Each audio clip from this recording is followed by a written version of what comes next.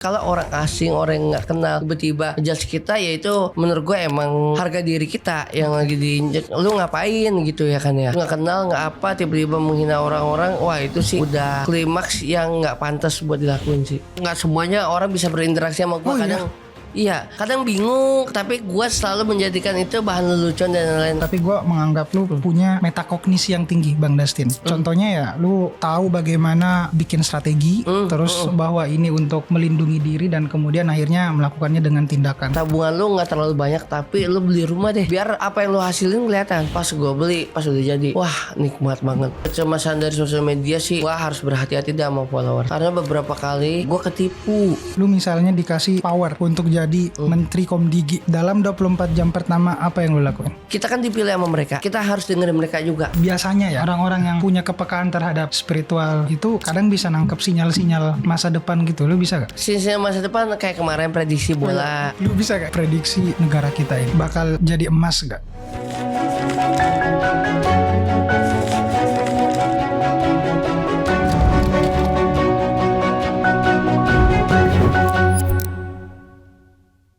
Bang Dustin Tiffany dari kuli di percetakan, penonton siaran, raja kuis, sampai tiba di panggung komedi dikenal sama banyak orang.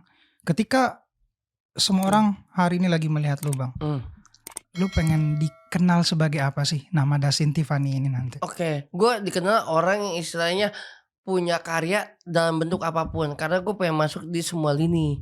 Ya musik gue masuk, ya kan ya, di istilah jalur komedi gue masuk, di jalur kayak macam religi gue juga pengen masuk juga. Tapi religi Udah pernah nyoba masuk religi? Religi gue udah sempet ngedalemin di saat gue dari sekolah sekolah SMP gitu, kayak mini mondok lah bisa dibilang ya.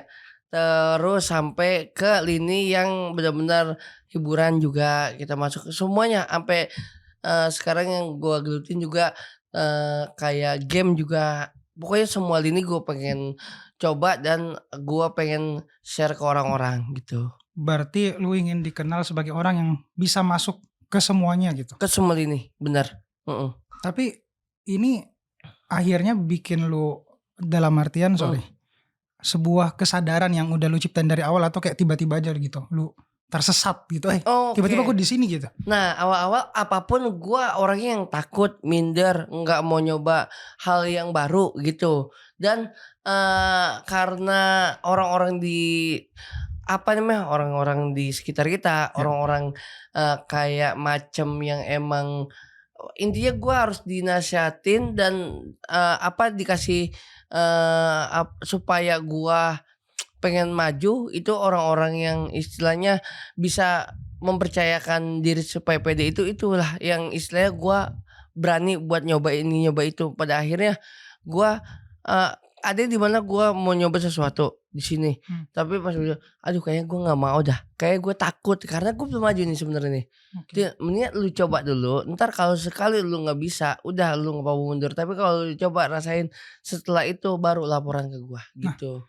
Ini menarik, berarti lingkungan itu sangat menentukan Dustin yang sekarang. Waktu lu kecil itu gimana, Bang? Kalau waktu kecil kita sebenarnya kalau bisa dibilang ya kita main sama anak-anak, tapi kita karena anak satu-satunya kali ya sepatawanya. Ya ada dimanjanya juga sama orang tua. Mau ini iya, mau itu iya gitu. Dari kecil orang tua selalu maksain gak bahwa Dustin harus begini, harus jadi seperti ini? Enggak pernah. Enggak. Dibebasin saya. Mau jadi apapun? Mau jadi apapun, dibebasin. Waktu kecil mau jadi apa? Waktu kecil gara-gara gua ngelihat video klip Ajan di Indosiar ya. Ada video klip Ajan di Indosiar, tiba-tiba orang kantoran pakai pakai kemeja, dasi, terus bawa koper. Wah, gue kayaknya mau aja jadi orang-orang yang begini. Jam sebelum maghrib udah balik, ya kan ya. Karena gue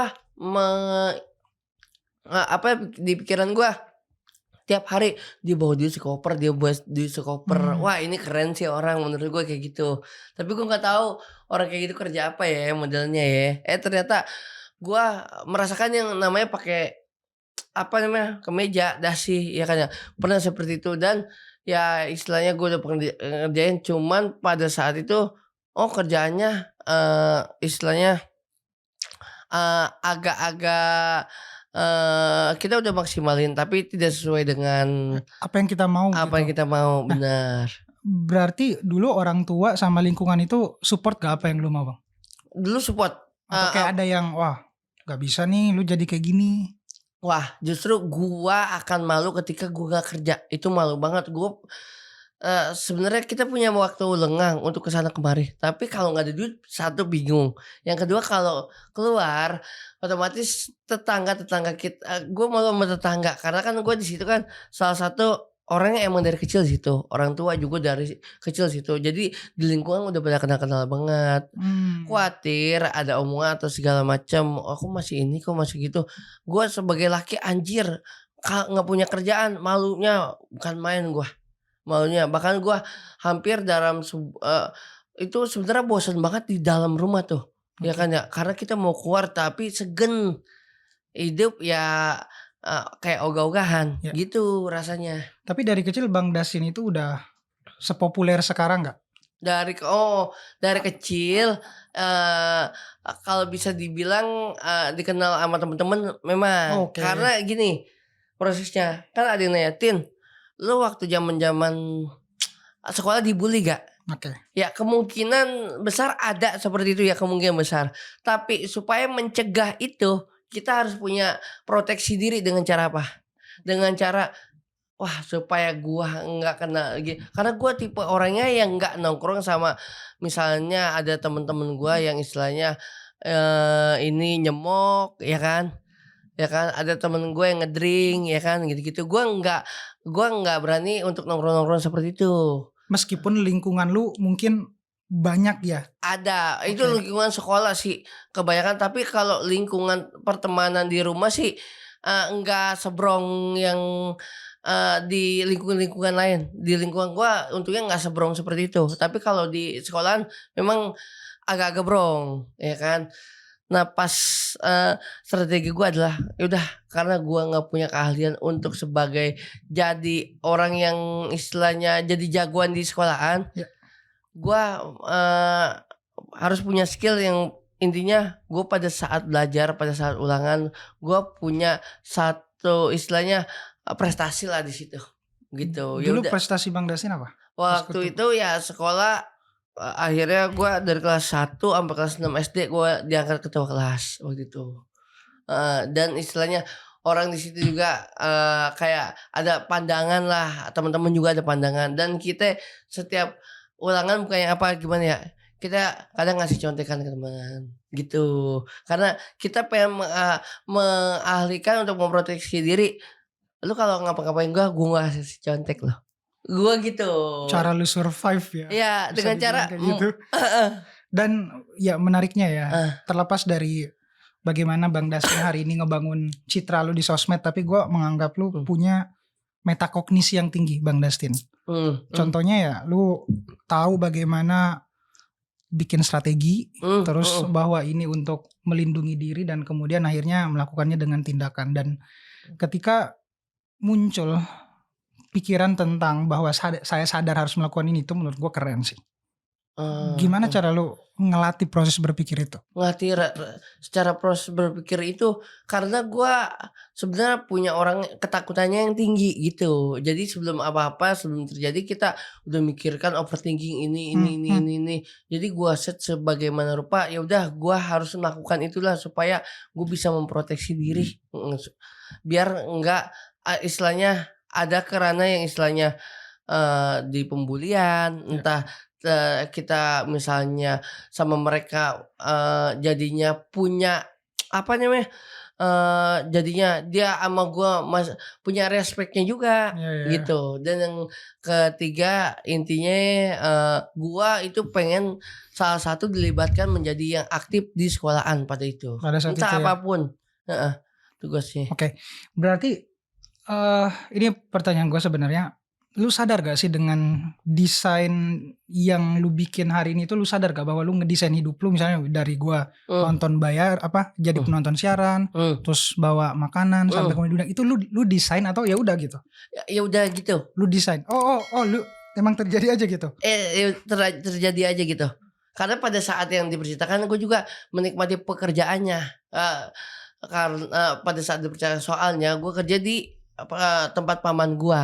Dan setiap gue izin fleksibel boleh, nggak ada cuti, nggak ada apa, yang penting tujuannya jelas gitu. Terus dan itu kan masih jadi bagian dari keluarga ya, jadi istilahnya nah pada saat kerja ya udah gue jalanin, pada saat yang sosial media gue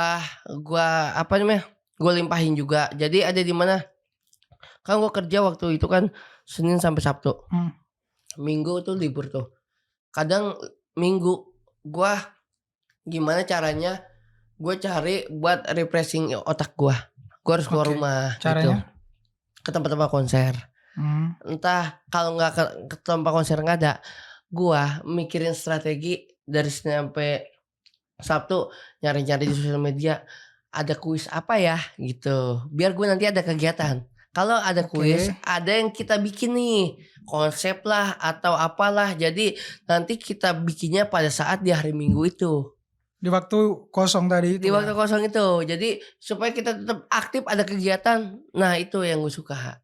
Akhirnya seiring berjalannya waktu, wah ternyata kerja dan sosial media, kerja di, maksudnya waktu itu zaman kerja di percetakan, di sosial media juga kita bergerak juga. Itu hiburannya dapat, istilahnya yang tetap gue jalanin juga dapat saat itu. Ya, bahkan sampai hari ini ya lu dikenal sebagai raja kuis ya. Ya, bahkan gue kan udah kesini-sini ya, udah mulai ngonten waktu itu. Tapi gue masih ikut giveaway waktu itu, ada di kolom komen radio. Gue ikut di situ. Gue dimailin sama orang. Kenapa? Tin, lu kan udah masuk ini, lu kenapa masih ngikutin giveaway gitu-gitu? Wah, dimailin parah gitu-gitu. Jawaban lu, Bang? Apa ya? Jawaban lu? Ya, gue ngebales. Gue juga akhirnya mikir, oh iya ya, ngapain gue ikut gini ya. Tapi second akun gue menang. Mungkin, tapi akhirnya itu jadi pengingat masa kecil lu dulu gak sih? Kayak bahwa gue dulu bisa di titik ini sekarang karena ya gue melakukan ini. Nah, ya. Nah, kayak gini, zaman-zaman sebelum ada Instagram, sebelum ada TikTok, ya kan, Twitter saat itu zamannya masih ramai tahun 2010-an. Nah, ada di mana orang-orang minta, maksudnya diwaro atau enggak disapa minimal sama public figure yang diidolainya. Gue juga pengen caranya, tapi caranya gimana nih? Gue kalau kayak gini, kayaknya template misalnya, Kak, sapa aku dong, Kak, wallback aku dong gitu. Kak, istilahnya kalau udah disapa sama di waktu itu zaman Twitter kan akan kelihatannya semua ya. Beda sama Instagram, misalnya sapa di DM bisa kita sapa, tapi orang lain nggak bisa ngeliat. Nah, gue caranya gimana ya? Ada di mana caranya? Wah, akhirnya gue mendapatkan itu karena gue suka musik. Gue pengen disapa-sapa sama band, ya kan? Ya. Caranya gimana nih? Kalau misalnya sapa nggak bakal diwaro, nggak bakal apa. Tiba-tiba gue terbesit, oh iya, gini aja ya. Gue misalnya gue dapetin media dia tentang ngebahas musik si A, ntar gue akan naikin di Instagram. Kayak macam waktu itu gue langganan majalah Hai setiap hari Senin. Langganan tuh, sorry gue potong. Bayar. Selalu zaman masih majalah fisik. Oke. Ya sampai kita bayar misalnya langganan per 3 bulan, ntar dikirimin. Tujuan gua bukan cuma baca doang, tapi setiap ada berita misalnya band si A, kita fotoin, kita share di Twitter. Terus hari ini Hai lagi ngebahas soal band A, sedang ada di artikelnya Hai gitu. Langsung kadang-kadang orang yang kita mention notice. Iya, wah terima kasih ya infonya. Nih langsung ditandain kan. Wah, ada apresiasi juga nih dari orang. Dan gue yang kayak gitu demen tuh terlibat di apa dah orang yang kita suka akhirnya bisa notice kita. Tapi kita. dengan cara apa? Dengan cara gue seperti itu. Ada effort untuk mencapai itu pastinya ya. Dan ada. Dan ya gue ngelihat lu sangat bisa memaksimalkan opportunity sebenarnya dengan lu satu mencoba hal-hal yang mungkin wah kayaknya orang gak biasa lakuin nih. Jadi gue pengen lakuin ini. Dan gue penasaran dari mana keberanian itu Bang Dustin? Dari mana keberanian itu?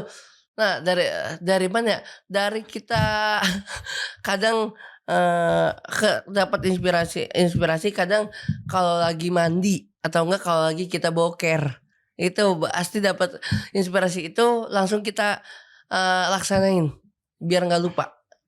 Itu tiba iya gue kan sering baca ini, apa gue cari-cari artikel dia ya di di majalahnya ya, pas dapat kita fotoin kita mention pasti dibalas sama siapapun itu, entah artis juga sama ini.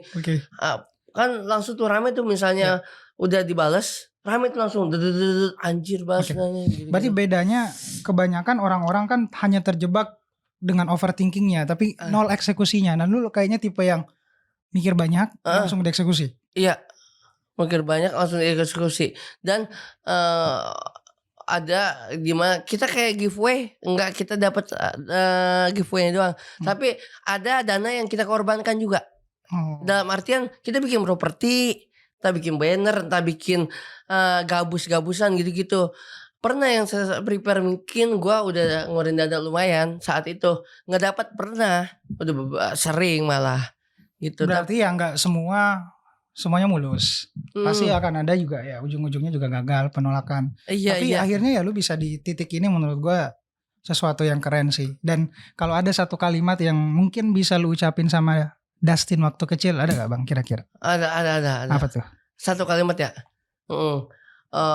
Lu tangguh, lu berani hal yang baru, dan lu terus update apapun yang kau mau.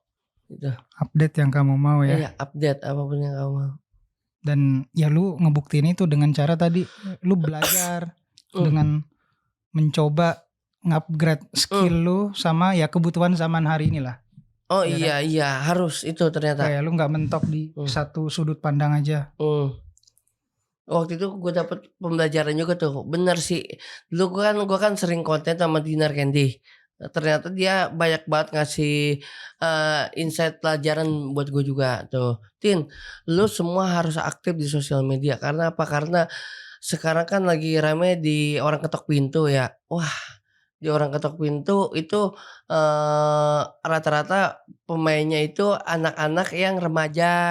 Ya kan belasan tahun. Lu harus nyemplung di mereka-mereka juga gitu. Supaya pada saat sekarang ini lu tetap masih bisa ngebawa anak-anak remajanya dan kenal sama lu juga gitu. Oh iya benar.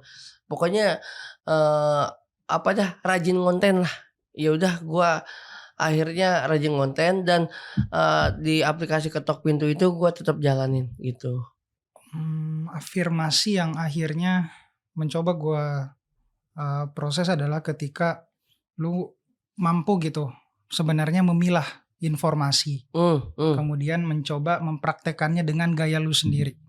Pertanyaan gue adalah, gimana lu menemukan style ataupun ya vibes dan gaya lu sendiri gitu Bang Dustin? Di tengah banyaknya orang misalnya, kayaknya lu harus gini deh, kayaknya lu harus lihat ini deh, tapi ya lu tetap jadi Bang Dustin sendiri aja gitu. Iya makanya kadang kita nggak usah menutupi atau gimana. Kayak gue dah sepede gue bangun tidur cekrek gue foto, gue langsung share ke sosial media sepede itu. Tapi gue kasih pembelajaran untuk orang semua yang ada di sosial. Apa pembelajarannya? Iya benar kan, banyak yang bilang gitu. Kalau misalnya lo lagi main handphone berarti lo memang istilahnya fokus dengan gadget lo tanpa harus megang apapun. Nah intinya kalau lagi megang gadget lo jangan makan, jangan sekaligus makan. Karena akan mengganggu antara lu lagi makan fokus sama main handphone, yang ada tuh makanan lama-kelamaan malah lu gak habis karena lu terlalu sibuk sama handphone. Kan bener ada di kolom komen. Bener ya kata nyokap gua, kalau lagi makan jangan sambil main handphone. Itu. Handphone ya handphone dulu, makan dulu. Jangan disatuin pada saat waktu yang sama. Gitu. Untuk pembelajaran lu bisa fokus dah di satu titik gitu. Ini dalam loh, karena banyak gangguan atau distraksi yang hari ini terjadi tuh karena kita kehilangan atensi, terlalu fokus di satu titik, konsentrasi, tapi udah nggak peduli lagi sama ada yang di sekitarnya kita. Benar itu. Gimana lu cara ngelatih biar bisa konsentrasi dan fokus? Biar bisa konsentrasi terus. Nah, gua nggak tahu, gua udah ke setting atau gimana ya. Yang di ranah sosial media yang huru hara kita bisa tetap tenang dengan cara kita badan kita ini kita ngerasa punya ada yang bisa di on offin. Itu rasa. Pada saat yaitu rasa. Pada saat kita huru hara atau segala macam di luar dan kita lagi fokus di satu titik yang kita lihat, itu jangan ke kanan ke kiri dulu. Dimatiin dulu, itu kita bisa fokus gitu. Intinya mati rasa itu penting. Tapi di dalam ranah sosial media. Jadi lu nggak peduli kanan kiri karena lu udah nge-onin yang tadi rasa lu yang emang udah di si titik yang emang lu lagi targetin gitu. Iya. Tapi sosial media hari ini Bang menurut gue panggung rasa. Tapi rasa yang dominan hari ini tuh amarah, marah-marah. Kayak gue ini ya, tapi gue pernah lewat ada konten yang sorry ngejelek-jelekin lu. Dan gue nggak tahu ini di setting atau kayak gimana, tapi gimana lu nyikapinnya? Kalau gue sih nyikapinnya nih, kalau orang yang emang udah kenal atau enggak face to face sama gue, bahkan kita istilahnya baru kenal sekali udah kayak ketemu lah gitu, kayak lu apa gimana, gue sih nggak jadi masalah. Yang penting udah kenal dulu dah. Dan udah sempat ngobrol walaupun cuma 5 menit nggak jadi masalah. Itu kan istilahnya karena gue kan tongkrongan zaman gue zaman sekolah ya kan ya, setelah sekolah juga tongkrongan. Jadi hal kayak gitu menurut gue guyon nggak jadi masalah. Tapi di satu sisi kalau orang asing, orang yang nggak kenal tiba-tiba ngejudge kita, ya itu menurut gue emang sebuah itu harga diri kita yang lagi diinjek. Lu ngapain gitu ya kan ya, kayak gitu. Lu ngapain ngehina orang segala, udah itu aja hina kayak itu. Karena nggak kenal nggak apa tiba-tiba menghina orang-orang, wah itu sih menurut gue sih udah dibilang klimaks yang nggak pantas buat dilakuin sih gitu Bang. Kalau pejabat udah dilaporin tuh. Wah, kalau lu pergerakan gue sih nggak mau ya udah gue sih nggak ngurusi itu, karena kalau udah bola liar di sosial media, mereka netizen pinter kok. Yang benar yang salah nanti akan siapa yang akan yang akan di maksudnya disalahkan benar-benar. Karena ini bukan secara fans atau bukan ya, tapi secara kemanusiaan aja gitu. Ya. Faktanya memang jangankan penghinaan Bang Dustin, tapi kritikan baik aja sebenarnya itu menyakitkan. Karena yang disentuh tuh bukan langsung level gue berpikir, tapi ya yang disentuh adalah kesadaran dulu gitu. Kita dikritik kok sadar, dan itu ada menyakitkan juga gitu prosesnya, apalagi kayak penghinaan secara langsung gitu. Dan ya gue sependapat sih sama lo. Benar ya seperti itu Bang. Intinya kenal dulu lah, jangan lu istilahnya jat dulu. Rata-rata ya yang kayak gitu ya udah kita akhirnya kita enggak ladenin, kita nggak apa-apa. Tapi yang di belakang ya alhamdulillah yang ini. Cuman ya kita tersinggung. Netizen pasti banyak yang belain juga kan Bang. Alhamdulillah. Karena secara misalnya si netizen itu nggak kenal gua atau gimana, ya tetap dia punya sisi yang dimana orang itu sikapnya harus kayak gimana gitu. Pasti udah punya sisi etika, sisi yang sopan ya istilahnya. Ya dia akan membela pasti yang istilahnya harus etikanya seperti apa gitu. Ya, attitude di atas segalanya ya. Benar. Pintarnya kayak gimana? Iya.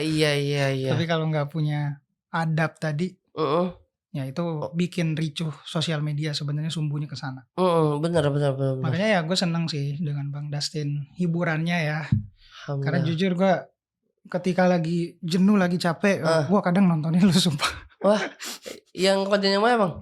Beberapa podcast. Podcast. Iya. Aja gitu. Dan gue merasa hari ini sosial media kita terlalu berisik ya, terlalu banyak amarah, Wah, terlalu banyak kecemasan. bener banyak banget. Lu punya kecemasan tersendiri gak hari ini, Bang Dustin? Kecemasan hari ini sih yang masih, eee, aduh kecemasan dari sosial media sih gua harus berhati-hati dah sama followers. Oh, kenapa? Karena beberapa kali, gua, mempercayakan followers ya kan ya, dengan cara gua beli ini beli itu, gua ketipu. Waktu belum lama, gua ketipu beli AC di followers. Jadi barang, gua udah bayar barangnya nggak dateng, satu tuh. Selang 2 minggu kemudian gua kena lagi, pas gua beli asbak sama beli cangkir, tujuannya katanya untuk donasi ke, bencana alam, duitnya udah transfer barangnya nggak nyampe. Itu, follower, follower oke tapi harus kita saring, gitu. Tapi gua kadang yang hal-hal yang berhubungan udah masalah masalah duit, masalah penipuan itu sih yang istilahnya kita hati-hati. Udah. Dan ya gue baca lu banyak sempat ditipu juga kan, kayak 2021 gitu kalau nggak salah sempat 2021 kena iya, tipu mobil kan. gua ketipu mobil. Sekarang AC, asbak, Iya. jangan ada lagi ya. Kira-kira apa lagi nanti tuh, Bang? Oh enggak, ya lupa gua. Just Tip coklat Dubai gua ketipu juga, transfer enggak, habis itu gua diblokir. Menurut lu kenapa lu ditipu? Kenapa ya ditipu ya? Nah, yang, gue juga sih nggak tahu alasannya kenapa ya posisinya, dan guanya kali mungkin kurang teliti. Tapi yang kalau misalnya dia masih WA-nya aktif, terus istilahnya masih mau ngobrol gitu-gitu, kayak nggak ada kecurigaan gua sama si penipu itu. Jadi jadi lama-kelamaan yang kita curiga, ini kok nggak diantar-antar, tapi dia masih bisa WA, masih bisa berkelit. Wah ini sih udah mulai ketahuan nih buat nipunya. Nah dari situ udah ketahuan. Artinya mungkin ya, empati Abang tuh cukup berlebih. Lu terlalu baik lah mungkin, Bang Dustin. Nah gua harus ngerem itu kayaknya. Harus ngerem kayak gitu. Jadi harus ngerem, maksudnya berani katakan enggak gitu. Kadang gua apa aja iya aja. Diain. Ketika lu sadar itu gimana, berhasil gak? Yang mana? Yang, ketika bener ada ketakutan gua kan orangnya nggak enakan. Ya. Ya apa-apa iya dulu. Tapi gua bilangin dah enggak dulu. Ternyata bisa gua Sekarang lakuin. udah bisa? Pelan-pelan bisa dan ternyata enak karena istilahnya tidak memberatkan gua. Kalau kayak gitu. Jadi sama-sama enak, sama-sama ada persetujuan soalnya. Kalau misalnya kayak gua iyain tapi aduh guanya enggak enak ya. Gimana nih ya? Ah udah deh nggak apa-apa. Gitu kadang dulunya gue sering gitu. Sekarang ya udah dah gini dah, gue omongin, lu gini, mau sama-sama enak jadinya. Ya. Dan cara itu akhirnya bisa bikin batasan sebenarnya. Oh iya benar. Ya kan? Sama penting sebenarnya tahu batas diri kita gitu. Nggak semua harus diiyain. Iya. Nggak semua harus diucapin bisa gitu. Meskipun kadang sumbernya itu adalah konten-konten di sosial media kita sih, Bang Dustin. Yang banyak beredar soal, nggak tahu ya, hari ini tuh menurutku udah terlalu banyak toxic positivity. Artinya udah kebanyakan konten positif lah. Iya. Konten motivasi bahwa kayak lu bisa. Tapi akhirnya ketika kita memaksa diri kita, jatuhnya ya kita burn out, jatuhnya kita kelelahan. Nah, lu pernah ngalamin fase kelelahan berkarya gak dalam proses lu sampai hari ini, kayak ya udah gue pengen istirahat gitu, gue capek, gue pengen berhenti? Oh mungkin kelelahan untuk berkarya tidak, cuman kalau misalnya kelelahan dalam artian udah di set jam, ternyata set jamnya itu molor pada saat kita bikin project. Nah itu ada di mana pernah itu, karena seharusnya ada batasan tapi ini kok malah terlena gini. Wah kayaknya nggak bisa nih. Jadi gue kayak yang kalau gue bilang yang titik capek itu ada banget waktu itu, saat itu ada capek banget karena terlalu kita udah ngeluarin maksimalnya dan jamnya juga udah kelewatan, dan itu ternyata aku masih digenjot juga. Jadi kita nanti akan ngerjainnya nggak maksimal. Nggak full power yang ada.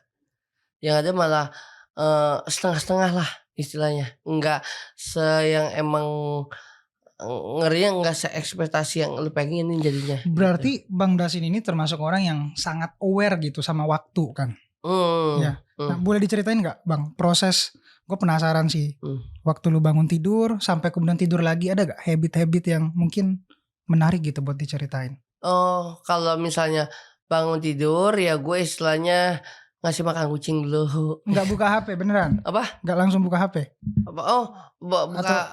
Buka HP ngeliat alarm soalnya. Oh iya. Kadang alarm, kadang bini yang bangunin. Kalau bini masih pula ya alarm yang bisa bangunin. Terus? Nah, HP nyekrol sebentar 5 menit ya kan. Ada apa hari ini ya kan.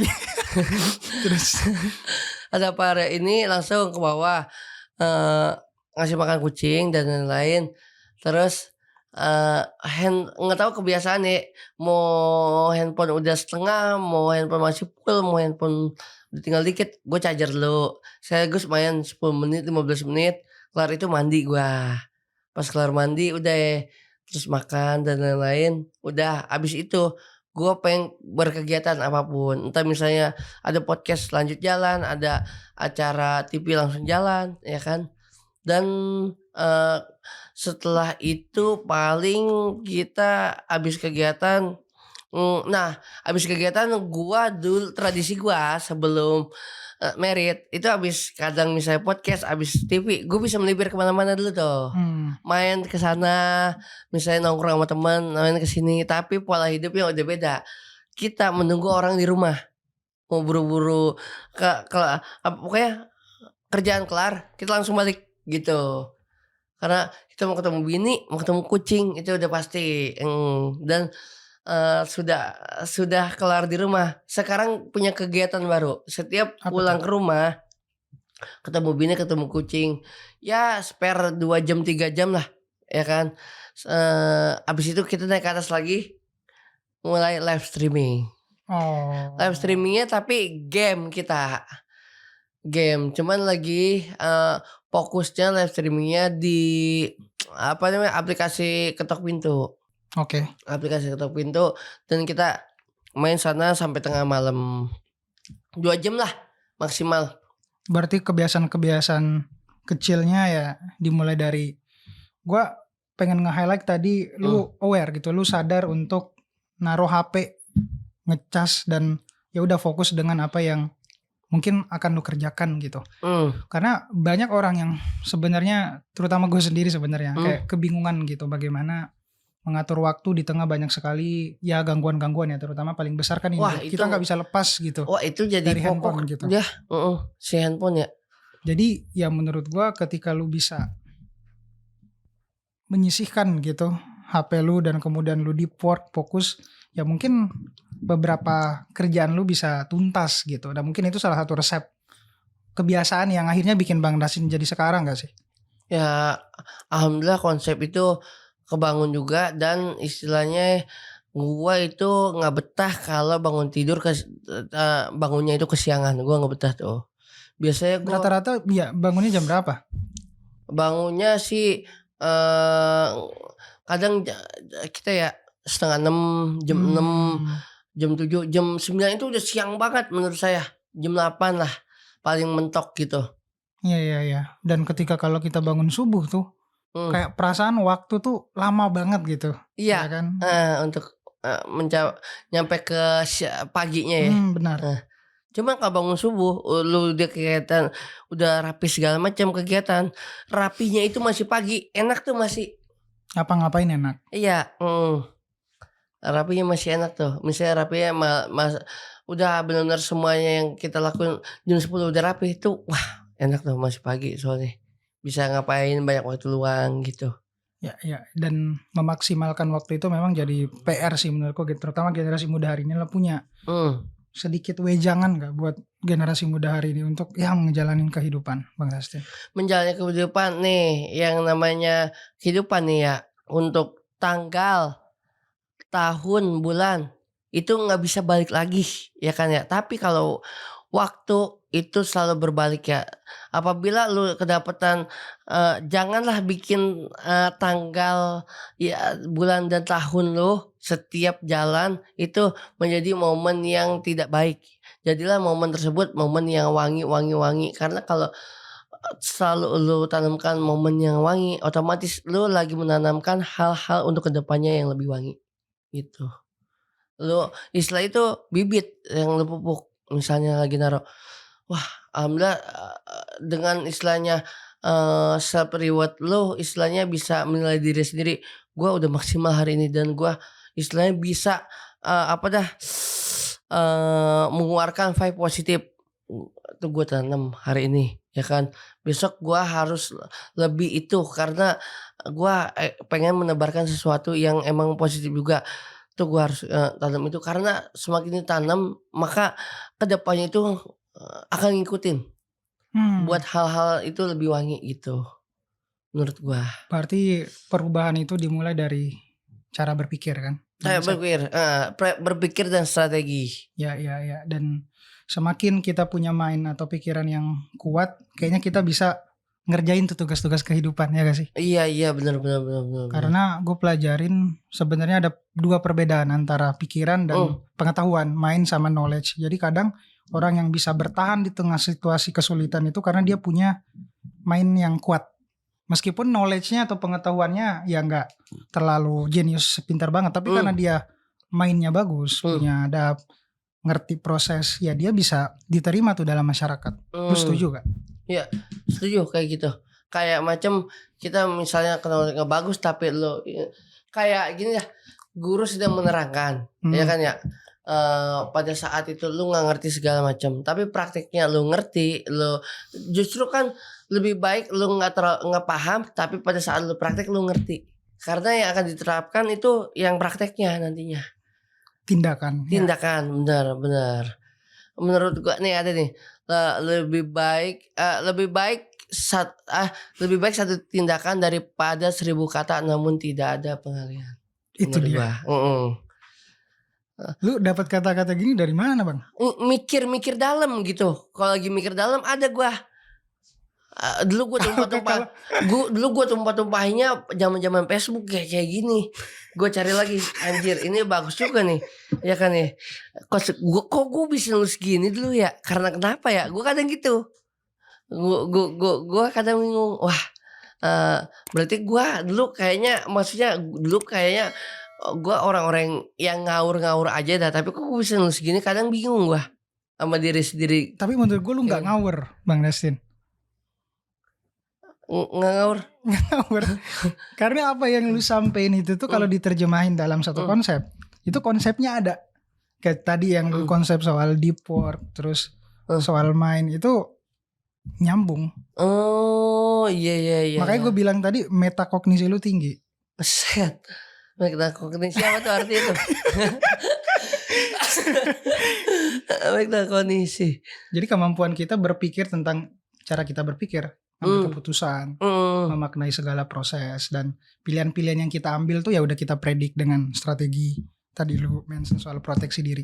Dan ini salah satu contoh yang gue ambil, ada lu statement ya, kayak gue lihat yang pas ketika lu memutuskan nabung sama orang tua tuh, ngisihin 80% dan kemudian tiba-tiba bisa beli rumah cash ya 1,5 M kan, tambah 300 juta itu. Proses pikirnya ada kan, itu gimana? Oh iya, itu tadinya tindakan gue berbalik. Kenapa? Jadi gue mending ngontrak deh, karena space duit gue masih banyak nih, yang gue ada nih tabungan gue nih. Ntar mah gimana kayak gitu ya. Tapi gue kerja ya, istilahnya gue mau menikmati apa yang gue hasilin ya, istilahnya. Kalau misalnya gua ngontrak, berarti itu belum sepenuhnya punya gua. Dibanding lu KPR lagi. Iya, itu temporer. Beda kalau lu beli, itu akan jadi permanen dan hak milik yang diakuinya juga PD. Itu rumah gua loh, PD, karena emang itu kita bayar bayar tunai. Kalau itu rumah gue loh, KPR boleh-boleh aja. Cuman kita mikirin setiap bulannya. Jadi kita nggak bisa menikmati atas apa yang kita tinggal gue ngerasa itu. Karena target gue harus mencapai. Karena gue ada bayaran ini nih. Ada yang harus gue bayar gitu. Jadi istilahnya emang sabar sih orang nabung. Jadi intinya itu saran dari orang tua. Mending lu beli rumah dulu. Biarin tabungan lu nih waktu itu ya, tabungan lu nggak terlalu banyak tapi lu beli rumah deh, ya kan ya. Biar apa yang lu hasilin kelihatan. Pas gue beli, pas udah jadi, wah nikmat banget punya. Gak ada beban ya? Iya, punya hunian sendiri. Dan alhamdulillah duit seiring berjalannya waktu ya, kita karena pengen kerja sana sini seneng ngerjainnya sesuatu. Alhamdulillah ketabung juga, istilahnya ketabung juga, punya tabungan juga, punya tabungan. Dan emang kita orangnya yang kalau buat beli barang-barang nggak terlalu gitu, nggak terlalu nafsu apa gimana, nggak tahu. Jadi benar-benar lu mengatur strategi untuk fokus di mengatur kebutuhan dibanding keinginan. Mendingan kebutuhan, kalau keinginan apapun yang kita inginin mau kita paksain juga bisa, cuman kan itu kan harus berbagai cara dan gak pernah cukup. Itu lu ngerasa diri lu cukup gak? Menurut gua untuk saat ini karena kita menjalani ya, alhamdulillah cukup. Tapi untuk kedepannya kita pengen ini pengen itu yang kita buat. Contoh, ini gue lagi mau ngejalanin usaha kopi. Bareng temen. Jadi pengen mungkin untuk dalam artian cukup, dalam artian kalau kita apapun beli cash itu menurut kita cukup, menurut kita. Tapi kalau misalnya kita ini kayaknya belum cukup dah, harus ada yang kita penuhin dulu, harus ada target yang kita tuntasin dulu gitu menurut gua. Kalau ini sekarang gua lagi mau jalanin bisnis kopi, terus sama tadi tuh mau kadang kalau malam mau ada fokus buat live stream juga gitu. Hidup lu berarti emang kayak benar-benar udah lu atur itu ya, dengan tujuan-tujuan. Bener. Goals yang lu pengen capai ya udah lu set dari awal. Bener. Ada nggak sih strategi cara lu menyusun goals gitu? Menyusun goals itu strateginya ada, karena satu, di sekeliling lu harus orang yang lu benar-benar percaya. Oke, support system ya.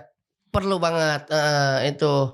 Yang kedua, untuk mencapai goals itu, kalau dukungan teman ada, keluarga ada ya kan, segala macam semuanya ada. Yang kedua, untuk dukungan itu kitanya jangan males buat keluaran nyari relasi atau enggak nongkrong sana sini, dimanapun itu perlu, karena itu untuk kebangun semuanya. Yang istilahnya siapa tahu orang ini nanti bisa ngasih lu job, bisa ngasih lu proyek, itu bisa akan terjadi dimanapun berada ya kan ya.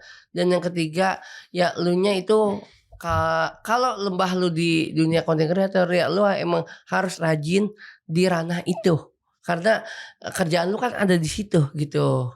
Misalnya kita ngupload konten segala macam gitu-gitu perlu, supaya kita yang gue bilang update, nggak ketinggalan yang lagi rame gitu. Dan orang bukan orang yang waktu itu aja yang lu ikut, tapi ada orang yang baru yang nantinya akan tahu lu juga gitu. Oke. Dan ketika misalnya lu udah memutuskan satu tujuan goals, tapi realitanya sulit nih. Gimana? Lu bakal ngeganti tujuan itu kah, atau lu punya jalur tersendiri tuh? Oke. Realitas gue sih akan ngejalanin semaksimal mungkin. Kalau misalnya tidak sesuai target segala macam, berarti oke, jangan dipaksain. Lu harus cari jalan yang lain. Entah apa gitu. Bukan tujuan yang diganti berarti? Bukan tujuan yang ganti, tapi konsepnya seperti apa, kayak gitu. Nanti akan mau buat apa lagi gitu. Contoh dalam hidup lu ada gak situasi kayak gitu? Situasi ada. Waktu itu kan kayak ngejual liquid lah. Liquid, kita harus berusaha supaya kejual berapa botol liquid lah gitu ya. Dengan cara apa? Dengan cara gue bukan promosiinnya di sosial media doang, tapi gue harus berusaha untuk datang ke beberapa store, puluhan store waktu itu. Supaya apa? Supaya orang orang orang mau beli lebih banyak, dan orang di samping mau beli pengen ketemu juga ternyata di situ, dan ternyata emang ada impactnya kita datang ke sana. Oh iya, jadi punya kita tuh Likit kejual lebih banyak karena ada kitanya juga. Berarti kita cuma bukan buat jual doang, tapi hak milik kita itu memang benar-benar gua maksudnya gue peduli dengan apa yang gue jual gitu. Enggak gue jual nih, gue jual, nggak seenteng itu. Jadi tapi lama kelamaan kan, wah orang udah berganti nih pakai yang Saltnik gitu ya. Dulu kan Freebase gua. Ini sih nggak bisa dipaksain. Mending udah ke maksudnya udah ke Freebase aja udah. Maksudnya udah nggak usah produksi lagi dan lain-lain. Tapi kita ikut produksi yang emang orang lagi buat gitu. Yang maksudnya yang lebih kecil, yang lebih simpel. Oke. Nah, Tuh. dari sepanjang yang lu analisa ya tentang perjalanan lu sampai hari ini, apa yang kemudian menurut Bang Dasin sendiri yang kayak, oh gara-gara ini ternyata yang lain ikut ke boosting gitu. Oh gara-gara ini ternyata gue bisa jadi seperti ini. Ada Yang nggak? contoh kayak gimana tuh? Misalnya triggernya lu memuliakan orang tua lu, atau mungkin karena setiap yang lu hadirin itu ada cinta misalnya, lu nggak terlalu terorientasi misalnya sama hasil sama uang, tapi ya udah lu proses ngebentuk aja. Ada nggak kayak trigger yang kayaknya ini cara ngehack kehidupan nih versi Dustin? Iya. Yang pertama ya orang-orang di sekitar gua sih istilahnya tahu bagaimana cara istilahnya mengelola gua, tahu gimana caranya berinteraksi sama gua, karena orang-orang nggak semuanya orang bisa berinteraksi sama gua. Kadang iya, kadang bingung, kadang apa yang diomongin gitu-gitu. Mungkin kayak gitu, tapi gue selalu menjadikan itu bahan lelucon dan lain-lain, karena apapun yang terjadi pada saat itu, tapi setelah saat itu udah masing-masing kayak nggak ada apapun yang tadinya telah terjadi gitu, karena udahlah gitu, kayak apa lah, misalnya kayak dibilang angin lewat aja lah gitu. Berarti ya gue bisa simpulin sebenarnya beberapa yang bikin kehidupan lu kayak wah bisa cepat naik itu karena lu ngejaga relasi lu kan. Jaga benar, relasi harus banget. Jadi menurut gua secanggih apapun, sekeren apapun handphone lo, tapi lebih canggih kalau lo menyimpan relasi orang-orang di dalam itu. Lu punya musuh gak? Apanya? Punya musuh gak? Musuh misalnya nantangin apa gimana? Ya lu anggap musuh aja gitu. Kalau untuk ini sih maksudnya bukan musuh ya. Kalau misalnya mungkin bukan musuh ya, tapi kalau bisa bilang kalau orang-orang yang nyindir gue atau gimana, bukan gue jadikan musuh ya, tapi ya udahlah biarin, karena kita juga ngapain ngelawan juga ya, biar nanti juga orang bisa menilai di situ. Tapi kalau untuk secara musuh sih nggak ada untuk di sosial media ya. Bukan sosial media, di real life juga ya. Di real life di sosial media nggak ada, karena kita maunya adem ayem bang, mau adem ayem ya udah bergeraknya kita kalau punya musuh dan lain-lain, hidup kagak tenang. Kita mau ketenangan, mau fokus kerja. Kalau kerja dicampurin sama apa namanya sama ketegangan, nggak akan jadi ketenangan. Menurut lu ketenangan atau ketegangan dulu yang lebih penting?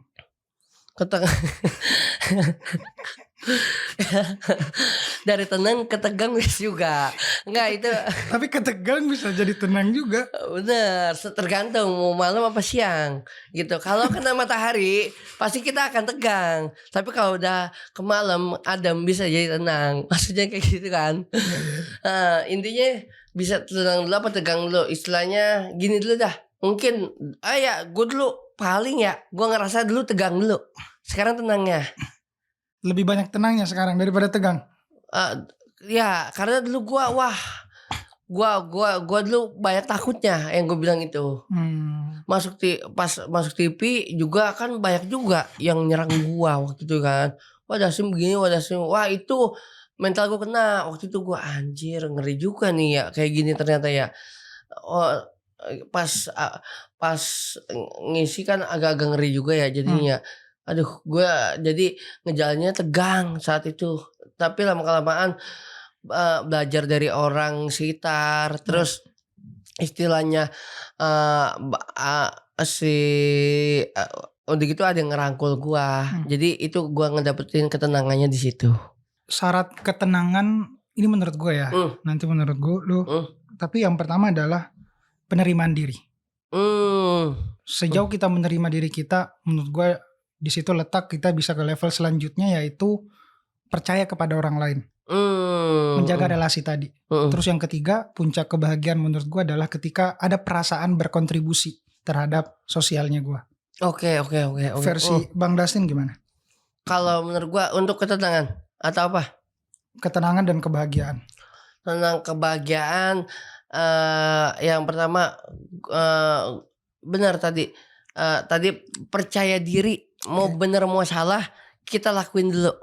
Tapi dalam artian salahnya itu bukan salah kontroversi ya, tapi karena dari kita salah karena sesuatu hal yang bisa ditegur itu perlu nanti itu kan akan dibentuk yang namanya kesadaran dan nanti akan memperbaiki diri. Itu perlu. Yang kedua, ketenangan yang akan diwujudkan itu kita menjalani pekerjaan sesuai kodratnya, enggak banyak nuntut ini itu. Itu dalam banget sih. Karena banyak orang yang memaksakan kehendak padahal di luar daripada kapasitas dirinya. Lanjut. Ya kan, nuntut ini itu ya udah jangan nggak usah. Dan di saat kerja kita nggak mau merepotkan orang-orang di sekitar gitu, supaya nantinya kalau misalnya orang kerja sama dia gitu, orangnya dia nggak simple, orangnya dia nggak repot kok, simple gitu. Jadi kan nanti kan siapa tahu ada project bareng lagi, karena kan ada tuh yang dari mulut ke mulut tuh. Itu kadang-kadang yang berbahaya juga kan, yang kita nggak tahu kan di luaran sana ya. Kita jaga hal itu, nanti kita juga kerja juga sama orang sekitar juga tenang dan lain-lain. Dan ketenangan akan terjadi ketika apapun kita beli sesuatu itu bayarnya dengan cara cash. Tenang tuh. Semuanya cash. Alhamdulillah. Sampai sekarang. Alhamdulillah. Apapun itu. Jadi tidak memaksakan yang belum bisa kebeli. Tapi intinya kita bisa beli asalkan kita sabar untuk menimbun pundi-pundi. Banyak orang yang gak bisa sabar. Gimana? Wah itu dia. Pada akhirnya mindset lo jadi 404. 404. Komputer error not found. Oh iya, 404 iya gue baru. Iya, ngerinya ntar akan error pasti berantakan rencana yang lu udah bangun. Layar biru tuh kadang-kadang muncul ya. Bener, layar biru kalau mereka mukanya jadi biru karena tegang, darah berkurang, ya kan, mampet jadinya, ya kan, orang di choke slam ya kan, kayak Undertaker Ken nyekek Undertaker mukanya biru pasti karena mampet di situ, kesendat nggak lancar, jadi bingung pada saat itu. Berarti bisa diibaratin kehidupan ini kayak ngecekek kita juga gak sih? Ngecekek kita, iya sih ya, kehidupan ya. Cekeknya dalam artian cekek siapa nih, nyekek dicekek Undertaker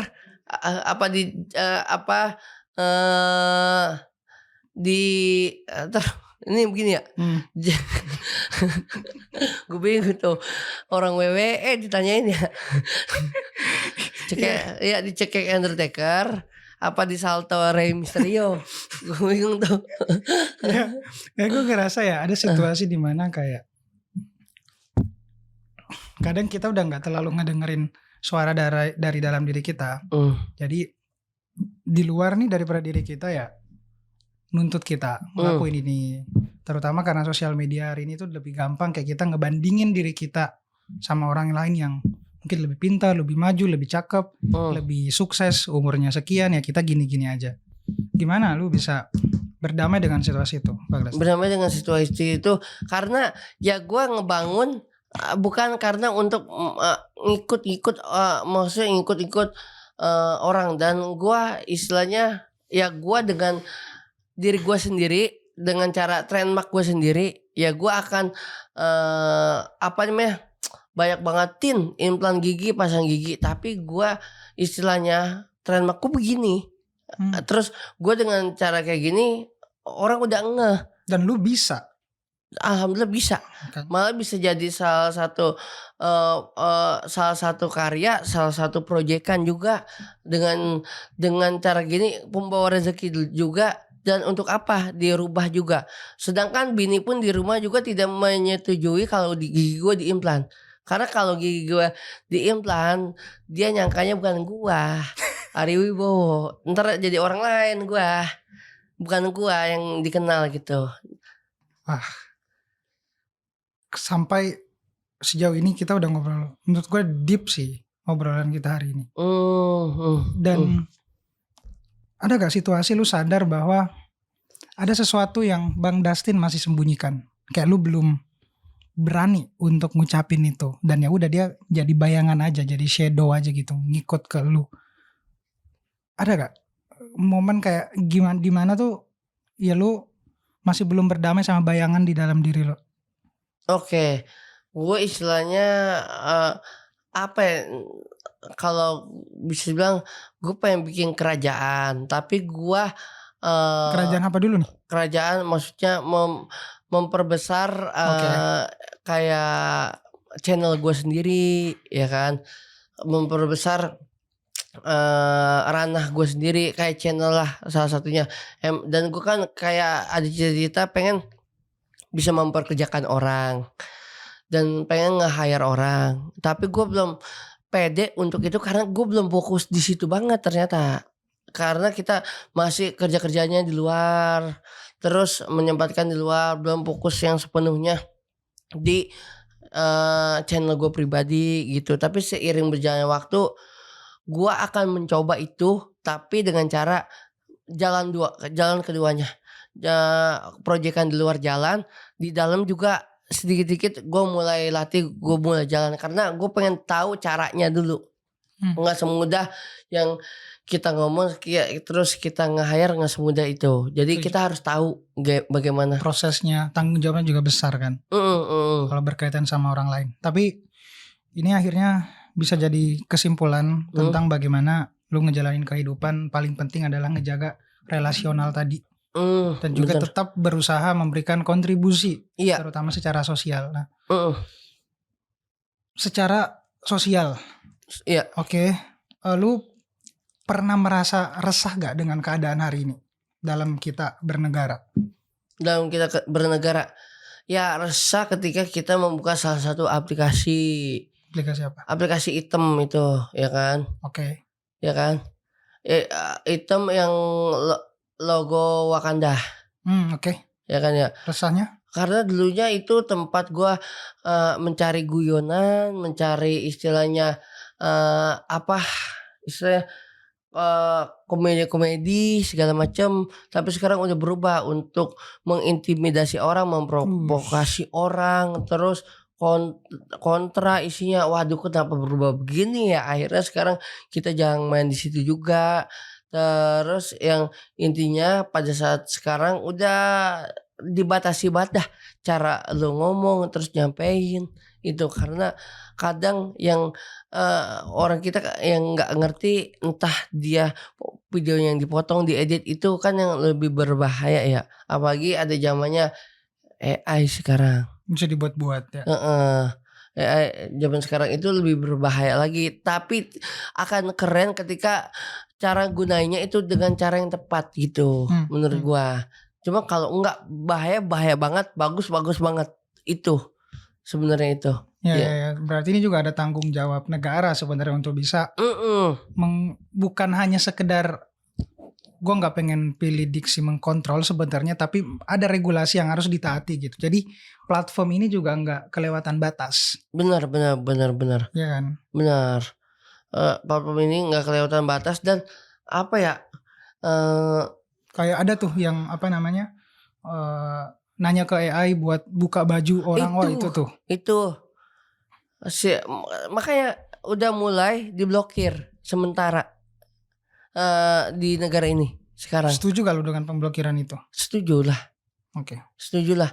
Kalau misalnya karena yang menyalahgunakan itu kampret semua. Kabarnya kenapa?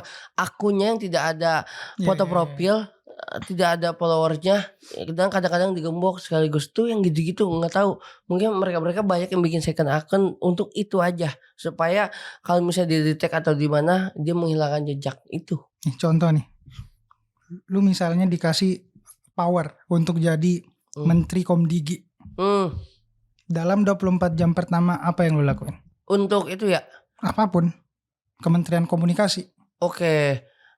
Yang pastinya gue sih pengen mendengar yang di sosial media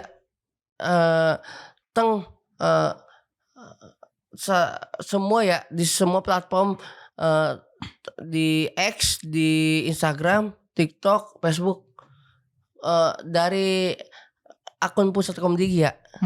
Apa yang kamu resahkan itu semua gua dan gua akan dengerin mereka di situ. Kalau misalnya ada ini yang masuk akal, gua benar-benar pemblokiran. Bukannya gua istilahnya kalau banyak yang setuju dengan itu, terus banyak yang nyaut, wah ini berarti harus diblokir. Gua harus memblokir, bukannya gua ini dulu ya, gua tarik ulur karena ngerinya itu nanti akan semakin ramai dan semakin nggak jelas. Gue akan blokir semuanya yang orang pengen, karena kan kita kan dipilih sama mereka, kita harus dengerin mereka juga. Dan gue kasih tuh karena pilihan lu, ya udah gue kasih dan lu setuju dengan itu, akan memblokir, akan istilahnya membatasi hal-hal yang bikin sara di situ di sosmed, meskipun itu akan berpengaruh gitu dengan resiko-resiko, anggaplah kepentingan-kepentingan yang lain gitu. Ya ini dia kan tugas gue kan Komdigi ya, harus di digital kan ya. Ya gue begini adanya ya kan ya. Gue akan ngelakuin hal yang kayak gitu karena ya emang tugas gue di situ. Jangan istilahnya memikir ini itu berarti ada ini dong, ada sesuatu. Kalau misalnya lu tahan gitu, ya jangan ditahan. Ya emang udah tugas gua gitu masalahnya. Ya kenapa harus takut untuk menstopi gitu. Lu bakal berani blokir akses ke judol atau pinjol gak? Kalau itu berani gua, karena apa? Karena kesian orang yang kena pinjol, diteror mulu dan lain-lain. Tapi yang pinjol kudu lunasin dulu deh gitu. Kesian juga yang istilahnya nagih kan. Kalau lu tiba-tiba ngilang kan agak janggal juga ya. Kalau judul sih jangan, ini udah banyak, maksudnya dengan jangan cara diblokir apa? Maksudnya jangan sampai nggak diblokir.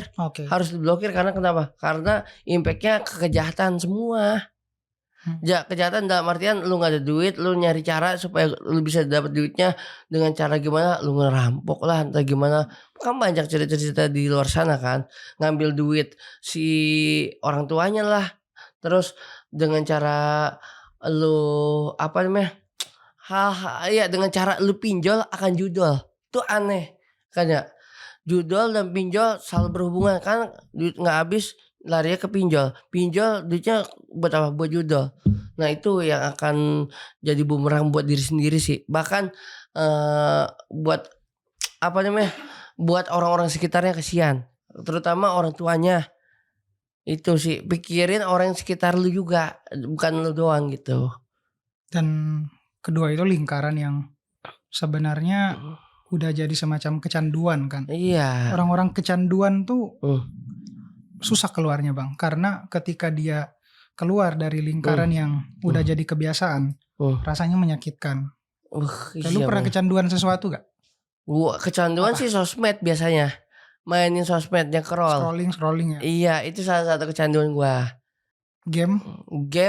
Game sih sampai saat ini belum ada kecanduan.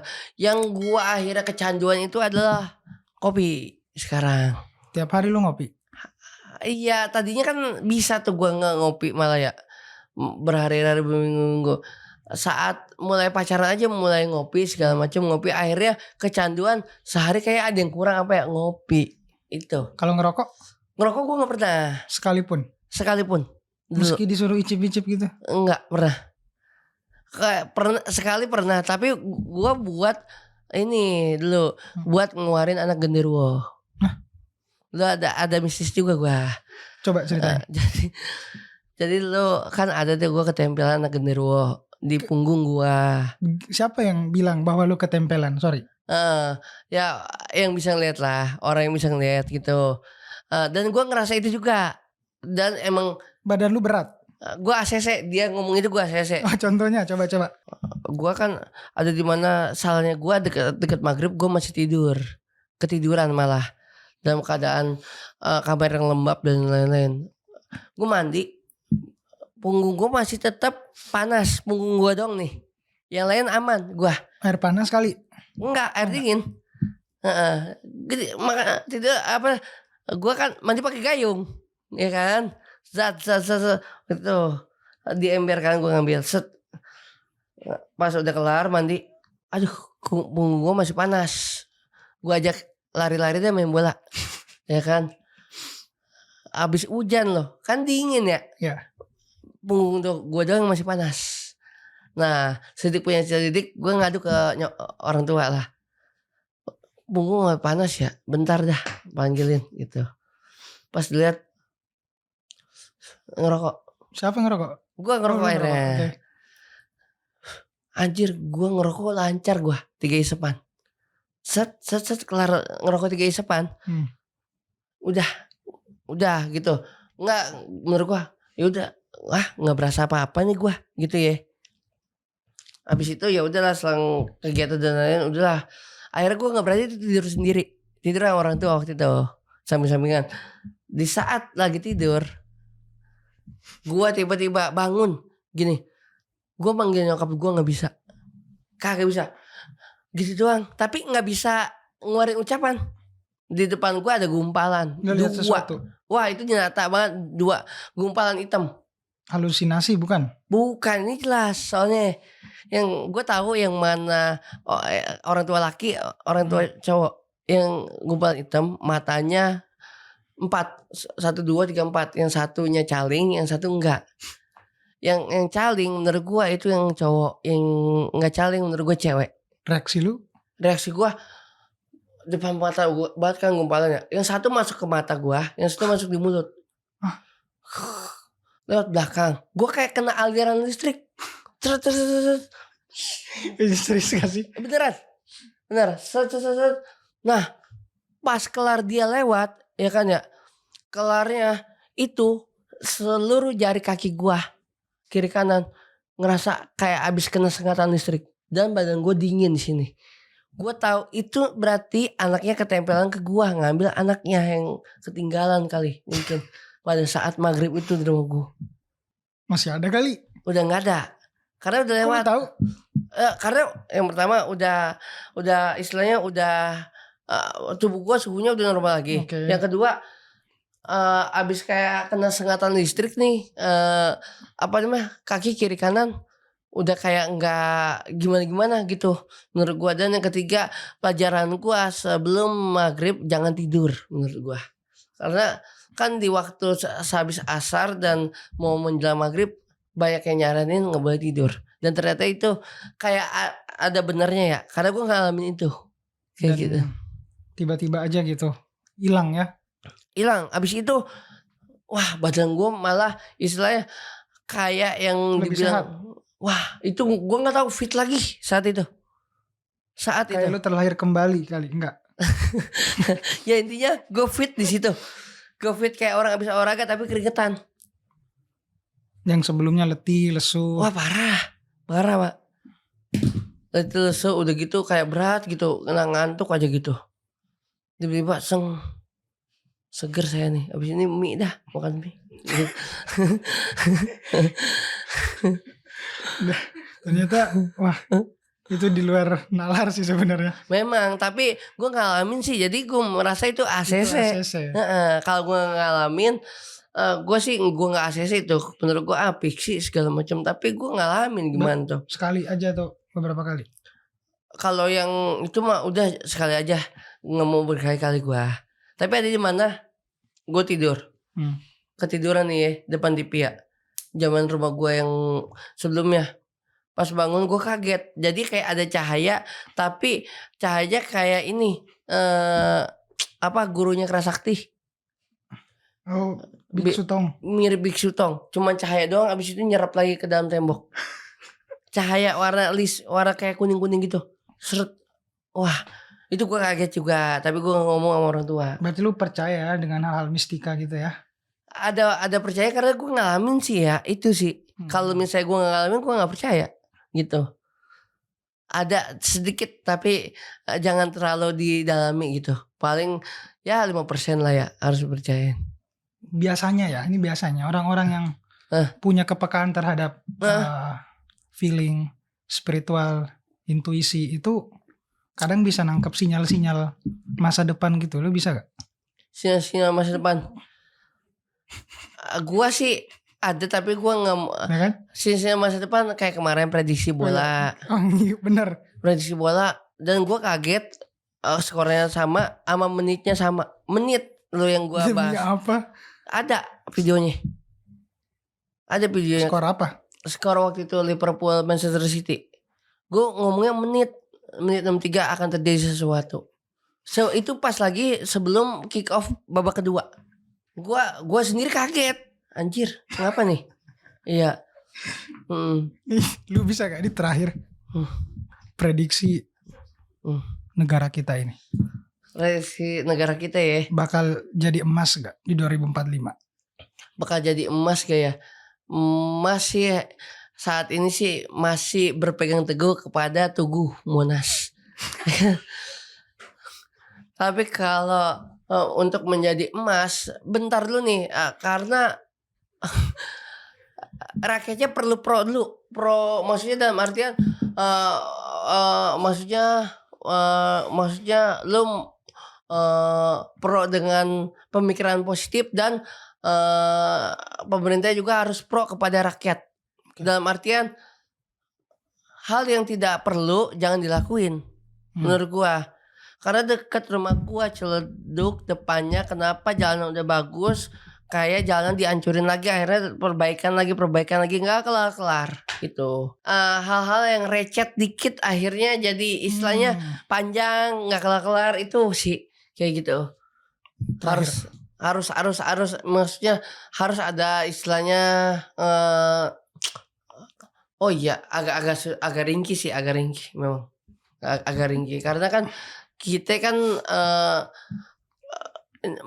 harusnya nih sarjana kan udah dapat tempat yang layak untuk dia bekerja, maupun yang lulusan SMA juga harus. Zaman dulu kan masih istilahnya masih ada tuh yang WhatsApp dari siapa ya, yang SMS Lina Job Street ya.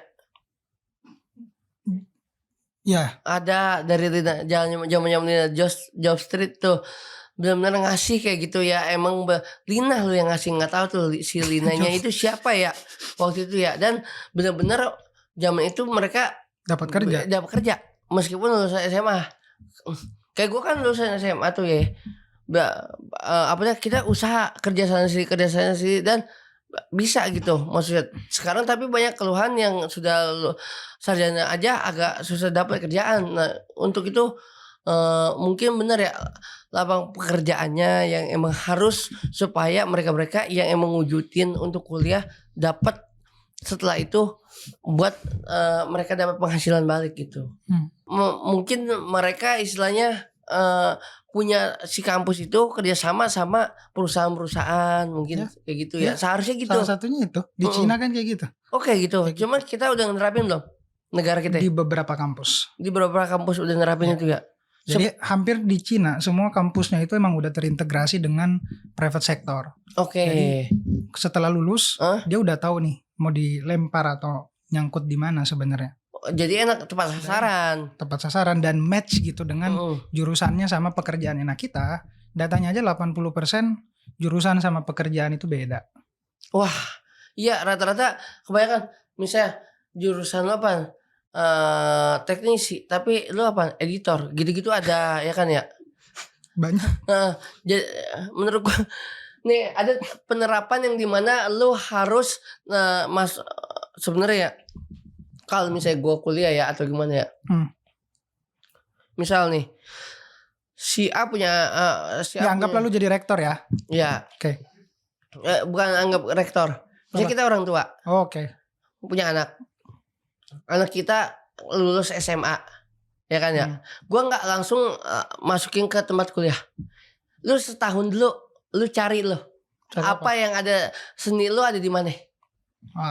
Entah lu kerja lu apa gitu-gitu, lu santainya di mana. Pada saat lu menemukan, lu bisa masuk kuliah jadi ntar sesuai jurusan lu. Bukan yang kadang-kadang anak SMA masuk ini ya, gue ikut masuk ini kayak menarik, bukan mencoba-coba. Karena itu untuk kedepannya dan lu bisa matangin pada saat di kuliah. Itu sih keren. Jadi nggak FOMO gitu kan? Nggak FOMO. Kan kadang kita juga kan waktu zaman jurusan IPA IPS. Aduh, temen deket gue di IPS lagi, gue ikut IPS bukan karena kita padahal kita suka IPA, tapi karena milih temen yang udah kita IPS. Harusnya kan kita merelakan itu ya. Nah di sini pas di luar setelah sekolah, lu cari dulu di mana nih passion lu. Kalau udah dapat, nanti akan dapat jurusan yang sesuai sama lu. Makanya kan banyak yang nggak sesuai karena salah satunya itu kali. Ya. Karena nggak match gitu kan. Dan akhirnya banyak yang tiba-tiba ya di tengah belajar semester salah jurusan. Itu yang salah jurusan sama apa yang dia pengen sebenarnya. Dan memang masih PR besar sih, terutama dalam pekerjaan ini. Tapi gue pengen tarik, lu ada sedikit solusi gak untuk bagaimana akhirnya kayak yang ngeberesin banyak masalah ini, terutama di negara kita. Anggaplah lu presiden dan lu punya semua perangkat. Lu punya semua perangkat, literally semuanya yang lu butuhin. Apa yang pertama lu beresin? Iya, gua contoh presiden Yugoslavia ya. Yugoslavia. Yang gua pengen terapin itu sekarang ini deh, apa namanya? Nah, masalah apa ya? Masalah satu yang kalau misalnya ada barang luar mau masuk, ya kan ya, barang luar mau masuk ditahan dulu nih, kayak macam beras atau segala macam itu kan. Kenapa kita impor, ya kan ya? Karena kenapa Yugoslavia impor ke gua? Kenapa gua Yugoslavia impor? Kok lu impor lagi? Maka ya. Enggak, kalau barang keluar ke dalam apa? Ekspor. Kalau ekspor kita ngirim barang, impor kita nerima barang luar. Nah, kita jangan impor dulu dah. Stop impor, jangan kebanyakan impor karena lah orang kita kan padahal bisa ini ya. Kenapa harus kayak nggak pede sama barang kita sendiri? Kenapa nih gue sebagai Yugoslavia beras Yugoslavia tidak pede dengan produknya sendiri? Padahal kan lu punya di situ, nantinya lu dapat bagian juga karena kan negara juga dapat bagian di situ. Yang kedua, lu maksudnya mempekerjakan dengan benar-benar petani-petani di situ. Nah, di situ juga yang apa namanya, yang akan terapresiasi juga orang-orang kita juga, bukan orang luar gitu. Jadi misalnya bukan takut bersaing ya, tapi intinya manfaatkan dulu yang emang kita punya di dalam lini kita gitu. Istilahnya jangan kemana-mana dulu menyentopi yang namanya impor, yang semestinya kita masih punya bisa ngolah sendiri itu. Yang kedua, sebagai presiden Yugoslavia harus apa ya? Nah, harus selalu anak mudanya terutama anak muda ya. Terutamanya anak mudanya itu kalau masalah gadget kan udah bola liar ya. Kalau Oh, kalau sekolah istilahnya kalau zaman-zaman pas pendidikan itu gue maunya pendidikan yang bukan kalau tulus-tulusan gini diterangin apa ya namanya? Tulis-tulisan. Tulus-tulusan terus diterangin sama guru berarti apa? Apa ya? Oh bukan itu kan boleh. Cuman lebih banyak praktek pada saat di sekolahan. Teori-teori atau apa? Oh ya, teori-teori 20%, praktek 80. Oke. Jadi lebih Itu banyak. standar kurikulum lo. Ya, karena gue sebagai Yugoslavia pengen mengedepankan orang-orang ahli, menjadi orang yang ahli dalam hal yang pengen digeluti sama tuh orang, yang kepengen digeluti sama tuh siswa gitu. Oke. Terima kasih Presiden Yugoslavia. Gue sangat banyak belajar sih hari ini. Lu kan yang baru ketemu gue, langsung ke sini dan ternyata gue ada Nokia sama lu ternyata. Apa di situ. tuh Nokia? Connecting people. Terus dulu kita. Gue Wapres Yugoslavia. Terima kasih teman-teman cerita masyarakat bersama Bang Dustin. Sampai ketemu di episode selanjutnya. Jangan lupa subscribe.